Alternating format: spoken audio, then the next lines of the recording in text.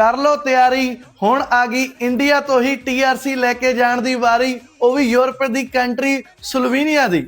7 cease ਲੈ ਕੇ ਆਇਆ Slovenia country ਦੀ demand, ਜਿਹਦੇ ਵਿੱਚ ਤੁਸੀਂ ਪਹਿਲਾਂ ਵੀ ਸਾਡੀਆਂ ਸਕਸੈਸ ਸਟੋਰੀਆਂ ਦੇਖ ਚੁੱਕੇ ਹੋ। ਉਹਨਾਂ ਦੀ ਅਕੋਮੋਡੇਸ਼ਨ ਵੀਡੀਓਜ਼ ਵੀ ਅਸੀਂ ਪਾਈਆਂ ਹੋਈਆਂ ਨੇ, ਉਹ ਵੀ ਤੁਸੀਂ ਦੇਖ ਸਕਦੇ ਹੋ। ਹੁਣ ਨਵੀਂ ਡਿਮਾਂਡ ਸਾਡੇ ਕੋਲ ਕੰਸਟਰਕਸ਼ਨ ਕੰਪਨੀ ਦੀ ਆ, ਜਿਹਦੇ ਵਿੱਚ ਵੈਲਡਰ ਚਾਹੀਦੇ ਨੇ, ਪਲੰਬਰ ਚਾਹੀਦੇ ਨੇ, ਮੈਸਨ ਚਾਹੀਦੇ ਨੇ, ਤੇ ਸਾਡੇ ਕੋਲ ਹੋਟਲ ਲਾਈਨ ਦੀ ਵੀ ਡਿਮਾਂਡ ਆ, ਜਿਹਦੇ ਵਿੱਚ ਕੁੱਕ ਤੇ ਸਾਨੂੰ ਕਲੀਨਰ ਤੇ ਕਿਚਨ ਹੈਲਪਰ ਚਾਹੀਦੇ ਨੇ।